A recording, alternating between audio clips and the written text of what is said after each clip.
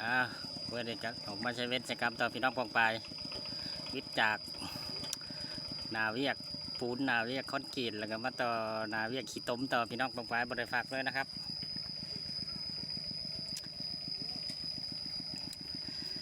ยังบ่แล้วนะยังบ่มีน้ำโอ้ลิต้ายิ้มโอ้ยเห็ดตะแขวอ๋อต่อฮะตามสภาพนี่แหละพี่น้องปองไปตรงไฟตรงหน้าก็ยังบ่ซะแล้วเถอะฝนบ่ตกแล้วแดดแล้วปังๆอยู่ไอหินเลยกำลังเห่าหันนางน้อยมาเด้อ